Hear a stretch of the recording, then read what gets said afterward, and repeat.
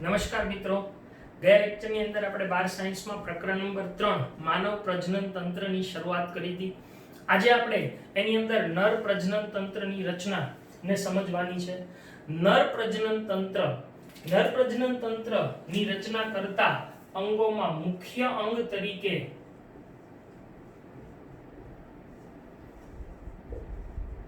એક જોડ શુક્રપિંડ આવેલા હોય છે. એક જોડ એટલે કે બે શુક્રપિંડ આવેલા હોય છે. સાથે સાથે પ્રજનન તંત્રની રચના કરતા અંગોમાં સહાયક નલિકાઓ, ગ્રંથિઓ અને બાહ્ય જનનેન્દ્રિયોનો સમાવેશ થાય છે. એટલે સાથે સાથે સહાયક નલિકાઓ,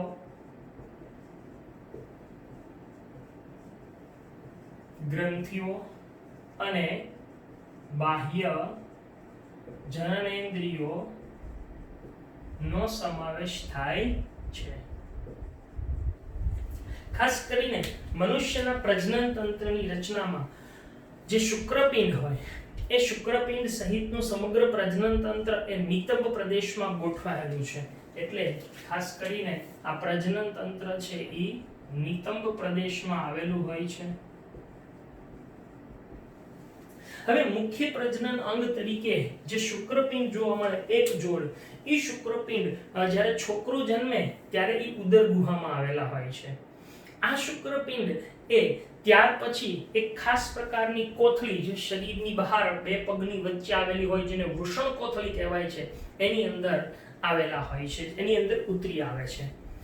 કેટલાક છોકરાઓની અંદર જન્મે ત્યારથી ઉદર ગુહામાં જ શુક્રપિંડના વિકાસની શરૂઆત થતી હોય, પરંતુ ઘણા લોકોની અંદર આ શુક્રપિંડો ઉદર ગુહામાંથી વૃષણ કોથળીમાં ઉતરી આવવાને બદલે ઉદર ગુહામાં જ રહી જાય છે. ખાસ વૃષણ કોથળીમાં જો શુક્રપિંડો હોય તો જ એમાંથી શુક્રકોષો ઉત્પન્ન થઈ શકે છે. એટલે આવા છોકરાઓની અંદર જેની અંદર શુક્રપિંડો ઉદર ગુહામાં રહી જાય છે એવી ઘટનાને કહેવાય છે ક્રિપ્ટોચાર્ડિઝમ તરીકે ઓળખવામાં આવે છે. અને આ ઘટના એ જવલ્લે જોવા મળતી હોય છે. તો મનુષ્યની અંદર જે નર પ્રજનન તંત્ર છે એની રચના કેવી છે એનો પાર્શ્વીય દેખાવ એની આકૃતિ સાથે આપણે અહીંયા સમજૂતી મેળવીએ. તો નર પ્રજનન તંત્રની રચના.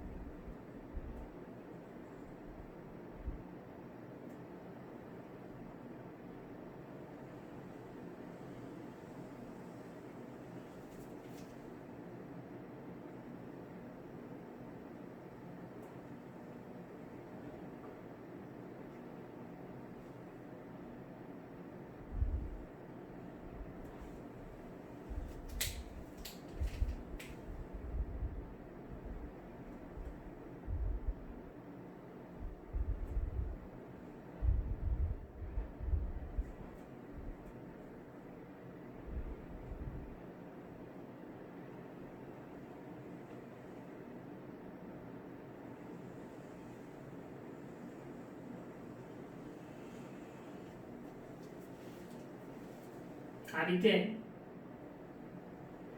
આ જે રચના છે એને વૃષણ કોથળી તરીકે આપણે ઓળખીએ છીએ. એ આમ કટ કરીને અંદર જોવામાં આવે તો આ રીતે એમાં હમણાં દોરો એ પ્રમાણે શુક્રપિંડ જોવા મળે છે. અહીંયા આગળ એ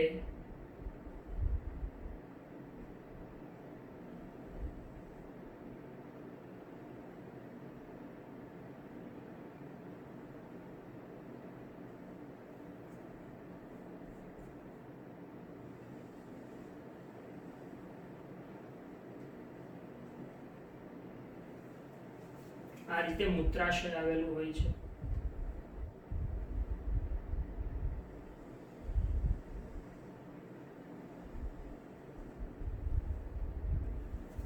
બરાબર.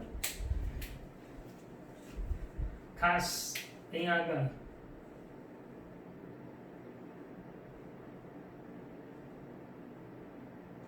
એક આવી કોથળી જેવી ગ્રંથિ આવેલી હોય છે જેને શુક્રાશય તરીકે ઓળખવામાં આવે છે.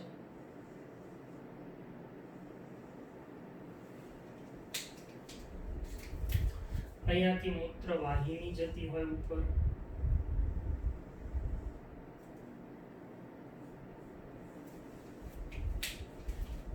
હવે પુરુષોમાં જે મુખ્ય અંગ છે શુક્રપિંડ એ અહીંયા આવેલા હોય.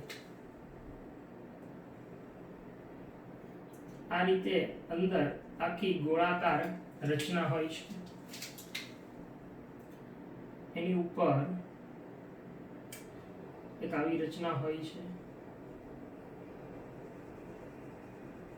આને અધિવૃષણ નલિકા તરીકે ઓળખવામાં આવે છે.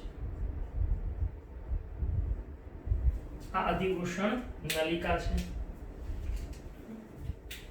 અહીંયા આગળ ખાસ પ્રકારની આવી રચના હોય છે.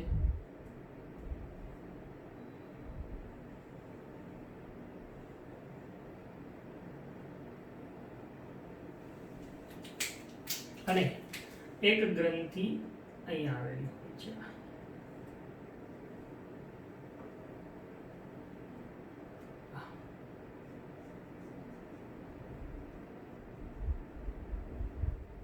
બરાબર, આ રીતે એની રચના જોવા મળે છે. ત્યારબાદ આમાંથી નીકળતી વાહિની આની ફરતે પાશ બનાવીને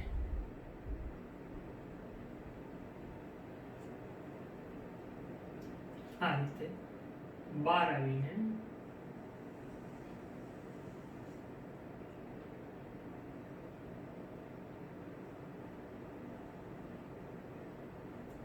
અહીંયા આગળ જોડાતી હોય છે.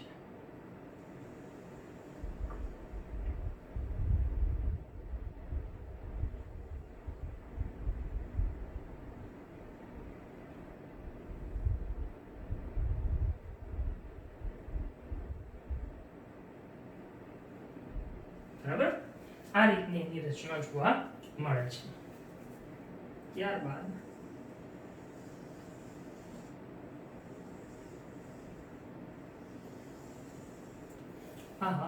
આખી રચના. તો નર પ્રજનન તંત્રની રચનામાં હવે જે અહીંયા ભાગો દોરેલા છે એના આપણે નામ લખીએ અને ત્યાર પછી એની રચનાને વિગતે સમજીએ. તો સૌપ્રથમ જે મુખ્ય પ્રજનન અંગ આવેલું છે એ છે શુક્રપિંડ. તો આવડી આ રચના એ શુક્રપિંડ છે.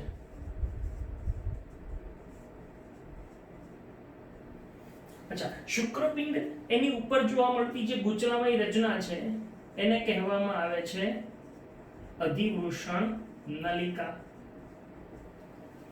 આ શુક્રપિંડ જેની અંદર ગોઠવાયેલા છે ઈ રચનાને કહેવામાં આવે છે વૃષણ કોથળી. ત્યાર પછી આ જે મોટી નળાકાર રચના છે એને કહેવામાં આવે છે શિશ્ન. આ જે લાલ કલરનો આગળનો ટોચનો ભાગ છે એને કહેવાય છે શિશ્નાગ્ર.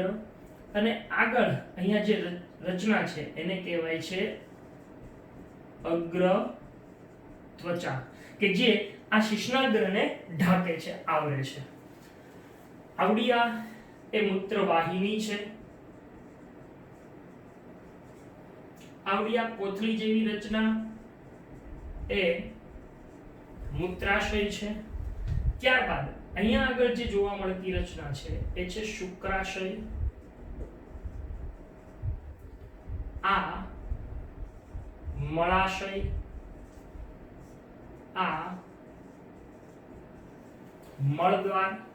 ત્યાર પછી અહીંયા આગળ આવેલી એક નાનકડી અમથી ગ્રંથિઓ એ જોડમાં હોય એને કહેવાય છે બલ્બોયુરેથ્રલ ગ્રંથિ,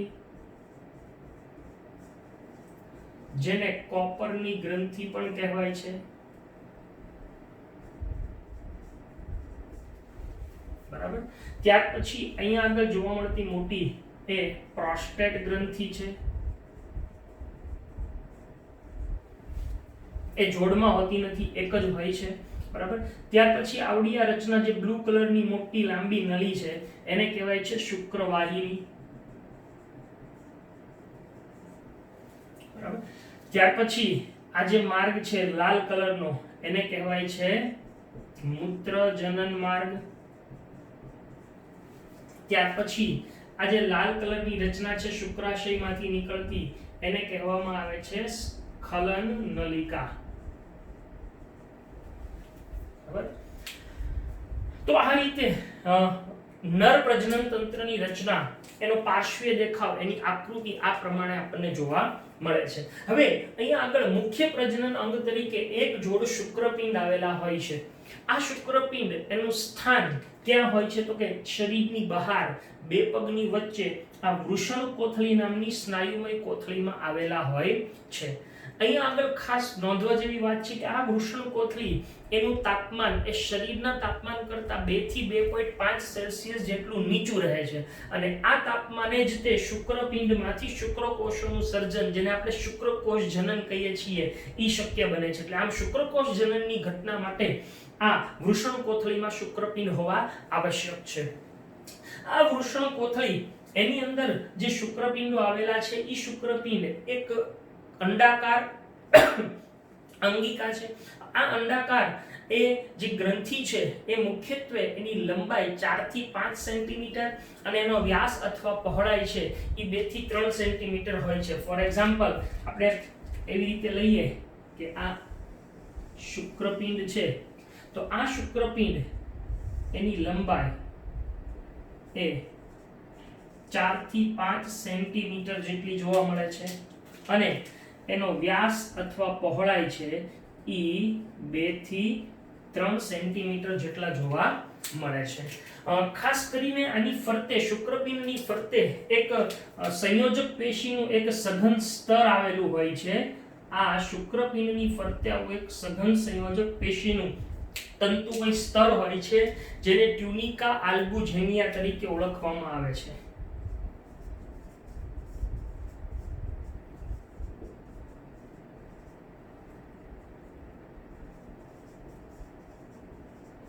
જે સઘન તંતુમય સંયોજક પેશીનું સ્તર છે.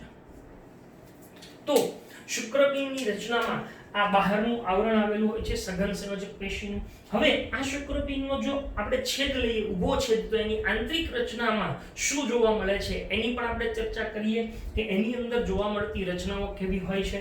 તો એ પહેલા આપણે જે ચર્ચા કરી ગયા એ જોઈ લઈએ. સૌપ્રથમ શુક્રપિંડ એનું સ્થાન ક્યાં હોય છે તો ઉદરની નીચે વૃષણ કોથળીમાં. અને આ વૃષણ કોથળી ક્યાં હોય છે? શરીરની બહાર. બરાબર. અચ્છા, આ વૃષણ કોથળીનું કાર્ય શું છે? તો વૃષણ કોથળી છે એ 2 થી 2.5 સેલ્સિયસ જેટલું નીચું તાપમાન જાળવે છે,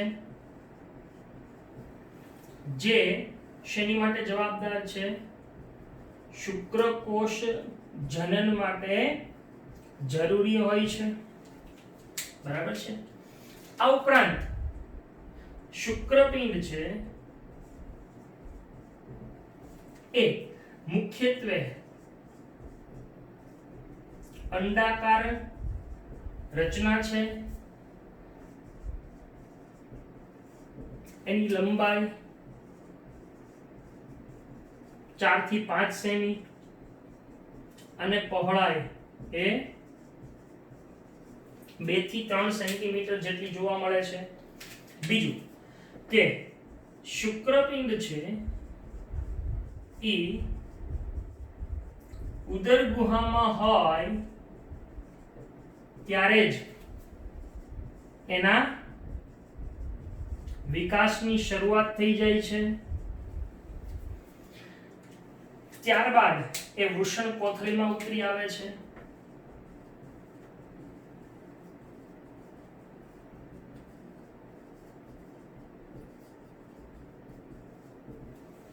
કેટલાકની અંદર ઉદર ગુહામાંથી વૃષણ કોથળીમાં ન ઉતરે અને ઉદર ગુહામાં જ રહી જાય ત્યારે એને કહેવાય છે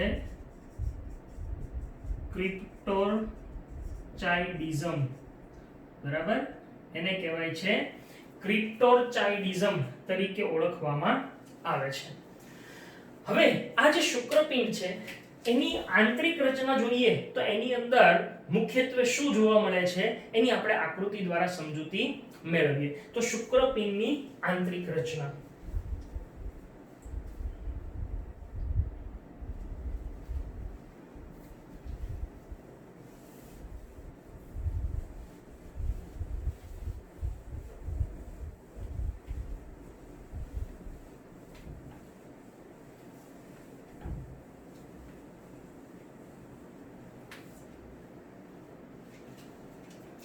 આ શુક્રપિંડની આંતરિક રચના જોઈએ તો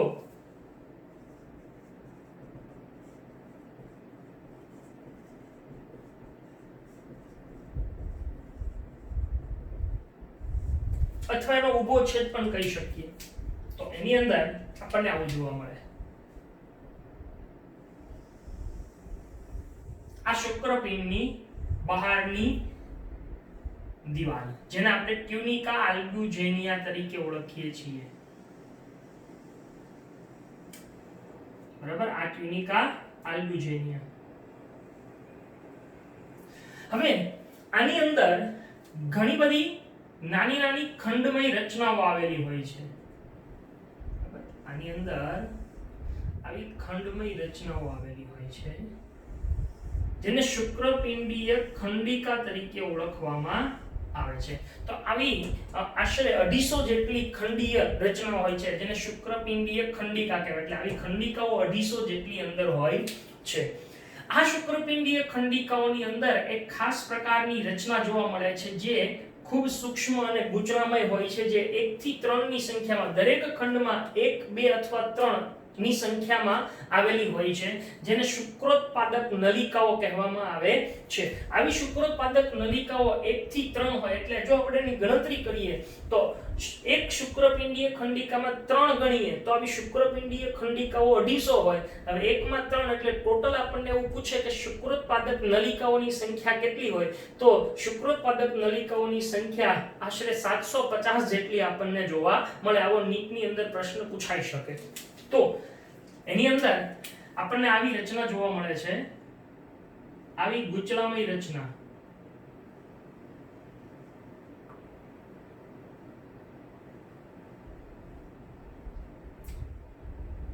આ શુક્રોત્પાદક નલિકાઓ તરીકે ઓળખાય છે.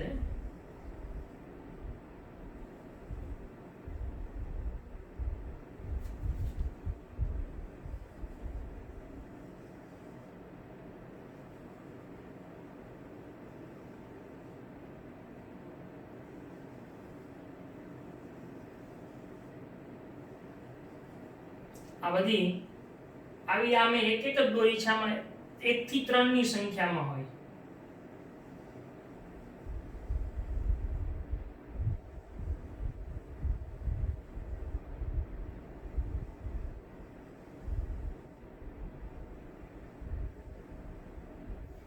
હવે આ બધી જ રચનાઓ એકબીજા સાથે જોડાય અને ખાસ પ્રકારની જાળી જેવી રચના કરે છે જેને વૃષણ જાળ તરીકે ઓળખવામાં આવે છે.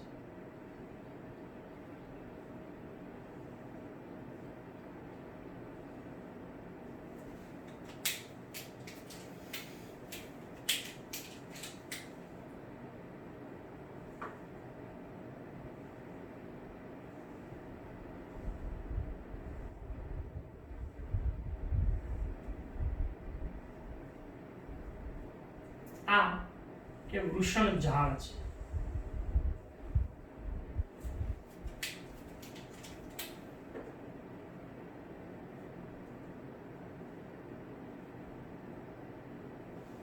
બરાબર,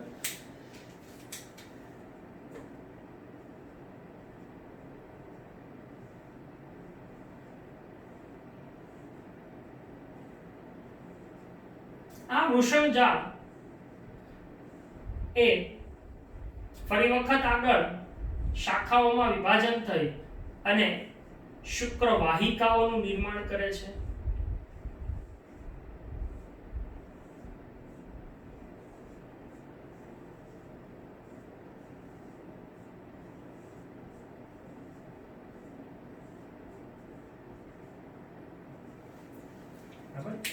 હવે આ અહીંયા આગળ આ રીતે ખુલીને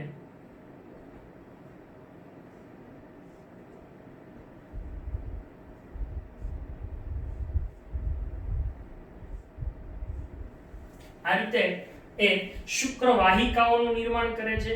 હવે આવી બધી શુક્રવાહિકાઓ એ એકબીજા સાથે જોડાય અને અત્યંત સૂક્ષ્મ ગૂંચળામય રચનાઓ બનાવે છે, જેને આપણે અધિવૃષણ નલિકા કહીએ છીએ.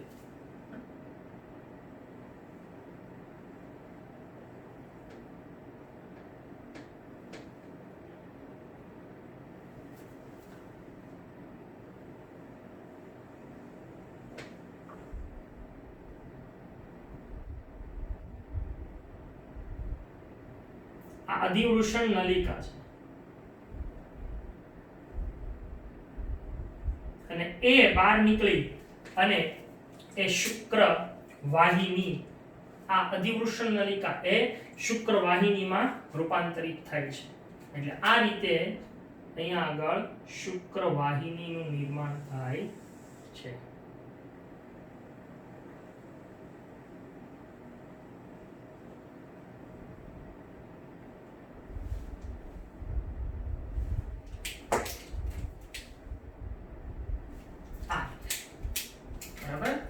તો આ આખી શુક્રપિંડની આંતરિક રચના છે.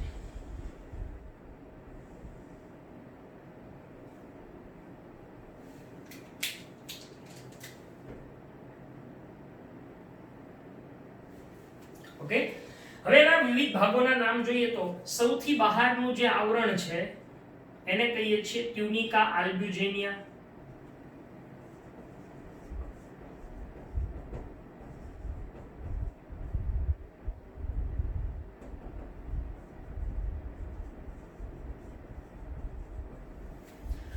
એની જે ખંડમય એક એક ખંડ છે આવડા ગ્રીન કલરના, એને કહેવાય છે શુક્રપિંડીય ખંડિકાઓ.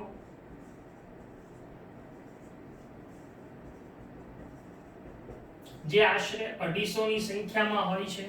ત્યાર પછી આવડી આ ગ્રીન લાલ કલરની છે શુક્રોત્પાદક નલિકાઓ.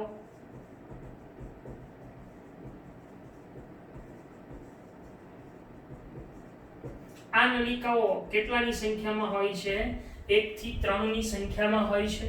ત્યાર પછી આ જે આખી બ્લેક કલરની રચના છે એને કહેવામાં આવે છે વૃષણજાળ, જેને અંગ્રેજીમાં રેટેટેસ્ટિસ કહેવાય છે. બરાબર. હવે આ જે લાલ કલરની આ જે શુક્રોત્પાદક નલિકાઓ છે જે રેટેટેસ્ટિસ ની સાથે ભળે ત્યારે જોવા મળતી જે આવી નાની રચના છે એને કહેવાય છે ટ્યુબ્યુલાઈ રેક્ટાઇલ. બરાબર. કેટલાક નામ આપણે અહીંયા અંગ્રેજીમાં ખાલી જોવાના છે, મુખ્યત્વે આપણને ગુજરાતીમાં જે નામ આપ્યા છે એ જ આપણે યાદ રાખવાના છે, પરંતુ આ કેટલીક વખત આપણને નીટના પોઈન્ટ ઓફ વ્યૂ થી પૂછાય તો આપણે જોઈ શકીએ એટલા માટે. ત્યાર પછી આ જે રચના છે આખી, એની અંદર આ બ્લુ કલરની રચના, આ નાની નાની જે નલિકાઓ છે એ છે શુક્રવાહિકાઓ. એ શુક્રવાહિકા એના 3 મુખ્યત્વે વિસ્તાર આપણને જોવા મળે છે. સૌથી ઉપરનો જે ભાગ છે એને કહેવાય છે કેપ્યુટ, આ અંગ્રેજી નામ છે. આને કહેવાય છે કોર્પસ અને આ ભાગને કહેવામાં આવે છે કોડા. બરાબર.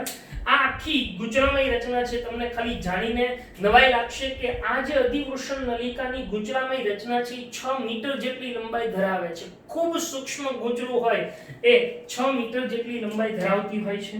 ત્યાર પછી આ બ્લેક કલરની જે બહાર છે એ છે શુક્રવાહિની. બરાબર. અને આ આખી જે રચના છે અહીંથી આ ગ્રીન કલરના ભાગમાં આ બ્લુ કલરની રહી એને કહેવામાં આવે છે અધિવૃષણ નલિકા.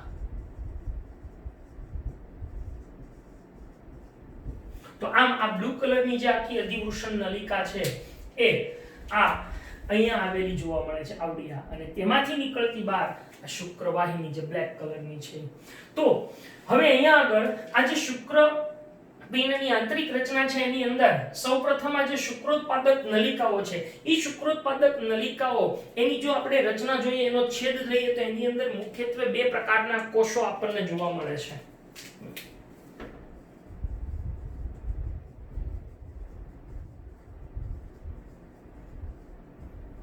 એ બે પ્રકારના કોષો ધરાવે છે. એક નરજનન કોષો અને એક છે એને કહેવાય છે સર્ટોલી કોષો. આ ખાસ નામ યાદ રાખવાના છે, જેની આપણે વિગતે હજી આગળ ચર્ચા કરવાના જ છીએ.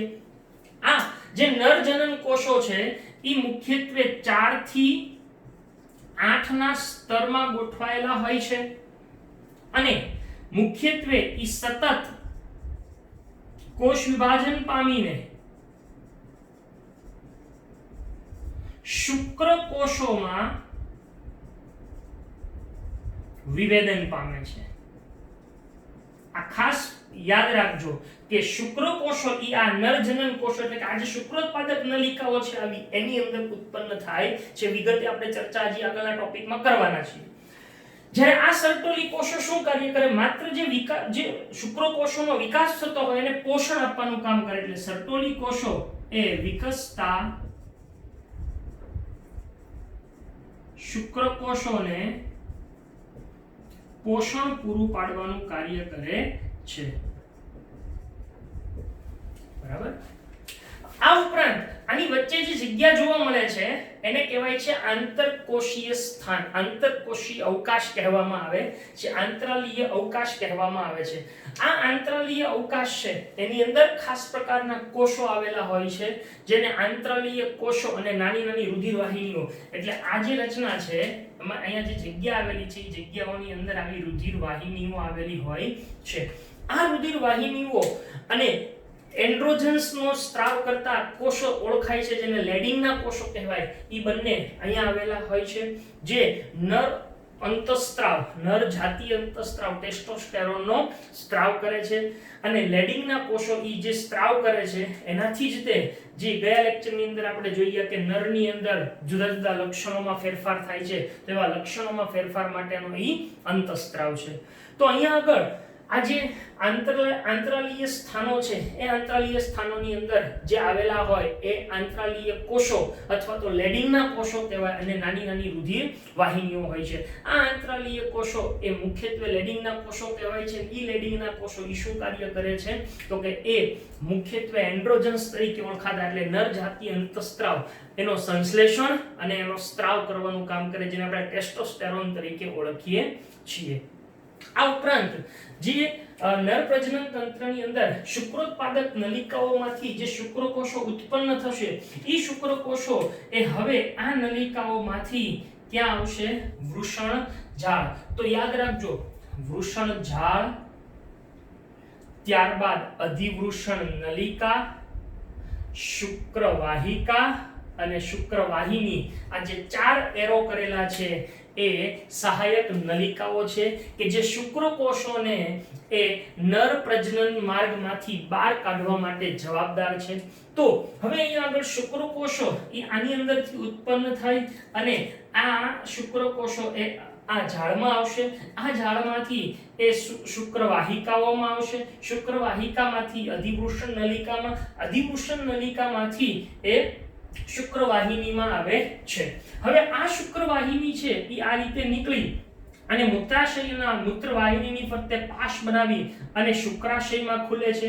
આ શુક્રાશય, આ બંને શુક્રાશયો એ એક સ્ખલન નલિકા તરીકે ઓળખાતી રચનામાં ખુલે છે. એટલે શુક્રકોષો એ જ્યારે અહીંથી વહન પામે છે ત્યારે આ શુક્રાશયના સ્ત્રાવો એમાં ભળે છે. ત્યારબાદ એ રચના એ પ્રોસ્ટેટ ગ્રંથિ અને બલ્બોયુરેથ્રલ ગ્રંથિઓમાંથી પસાર થાય છે. એટલે આમ એ મૂત્રાશયની અંદરથી નીકળતી જે મૂત્રવાહિની છે એની સાથે જ આનું જોડાણ થાય છે. એટલે આમ અહીંયા આગળ બંને માર્ગો જોડાય છે. એટલે અહીંયા આગળ પુરુષોમાં જે મૂત્ર માર્ગ છે એ મૂત્ર માર્ગ અને પ્રજનન માર્ગ ભેગો થતો હોવાથી એને મૂત્રજનન માર્ગ તરીકે ઓળખવામાં આવે છે. તો શુક્રકોષો અહીંથી ઉત્પન્ન થઈ આ માર્ગે જઈ અને આ દરેક માર્ગમાંથી પસાર થઈ અને અંતે મૂત્રજનન માર્ગમાંથી અહીંયા અગ્ર શિશ્નાગ્રમાંથી અહીંયા જે છિદ્ર છે એના મારફતે એ માદાના પ્રજનન માર્ગની અંદર એ શુક્રકોષોનો ત્યાગ થાય છે. તો આ રીતે પુરુષોના પ્રજનન તંત્રની રચનામાં મુખ્યત્વે આવા વિવિધ ભાગો હોય અને એના જુદા જુદા આવા કાર્યો જોવા મળે છે.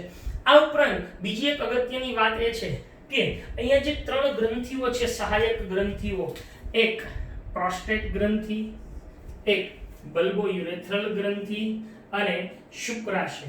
એ પૈકી શુક્રાશય અને બલ્બોયુરેથ્રલ ઈ જોડમાં હોય છે, જ્યારે પ્રોસ્ટેટ ગ્રંથિ ફક્ત એક જ હોય છે.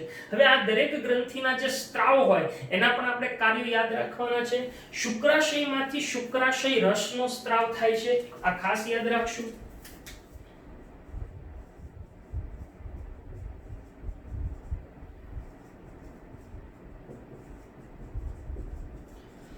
શુક્રાશયમાંથી શુક્રાશય રસનો સ્ત્રાવ થાય છે. આ શુક્રાશય રસ એ મુખ્યત્વે ફ્રુક્ટોઝ, કેલ્શિયમ અને કેટલાક ઉત્સેચકોથી ભરપૂર હોય છે. જ્યારે આ શુક્રકોષો અહીંયાથી વહન પામે છે અને આ બધી ગ્રંથિઓનો જ્યારે સ્ત્રાવ થાય છે ત્યારે એ સ્ત્રાવ અને આ શુક્રકોષોયુક્ત પ્રવાહીને વીર્ય તરીકે ઓળખવામાં આવે છે. આ વીર્યની અંદર મુખ્યત્વે શુક્રાશયનો સ્ત્રાવ મહત્તમ પ્રમાણમાં હોય છે. આ ઉપરાંત આની અંદર પ્રોસ્ટાગ્લેન્ડિન્સ તરીકે ઓળખાતી જે રચના છે પ્રોસ્ટાગ્લેન્ડિન્સ પણ આવેલા હોય છે. આ શુક્રાશયના સ્ત્રાવની વાત થઈ. ત્યાર પછી છે પ્રોસ્ટેટ ગ્રંથિનો સ્ત્રાવ.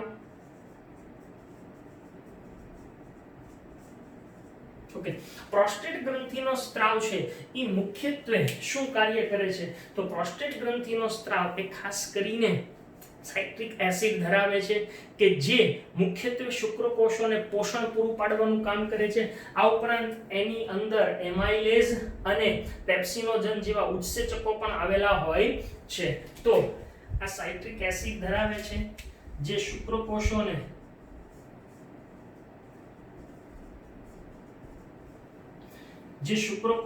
પોષણ પૂરું પાડે છે.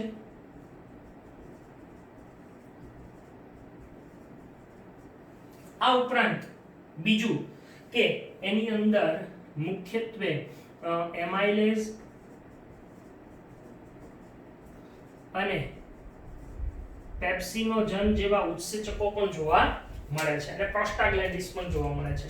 અને છેલ્લે છે બલ્બોયુરેથ્રલ ગ્રંથિ.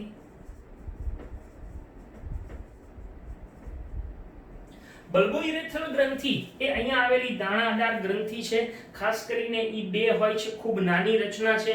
આ બલ્બોયુરેથ્રલ ગ્રંથિનું મુખ્ય કાર્ય એ એનો સ્ત્રાવ ખાસ કરીને સમાગમ દરમિયાન ઘર્ષણ નિરોધક તરીકે વર્તે છે. અને બીજું કે અહીંયા મૂત્ર માર્ગ છે તો આમાં મૂત્ર છે એ એસિડિક છે, તો મૂત્ર માર્ગમાં જે એસિડ હોય એને આલ્કલાઇનમાં ફેરવવાનું કામ આનો સ્ત્રાવ કરે છે, જેથી શુક્રકોષો એનો નાશ ન થાય એસિડિક માધ્યમની અંદર.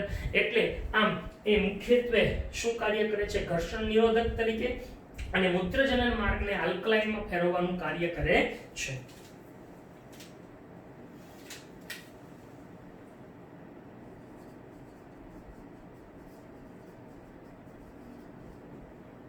એનો સ્ત્રાવ એ ઘર્ષણ નિરોધક તરીકે વર્તે છે અને બીજું ઈ કાર્ય કરે છે એ મૂત્ર માર્ગને અથવા મૂત્રજનન માર્ગને આલ્કલાઇનમાં ફેરવે છે. તો આ રીતે નર પ્રજનન તંત્રની રચના અહીંયા પૂરી થાય છે. નેક્સ્ટ લેક્ચરમાં આપણે આની કરતા આગળ જોશું.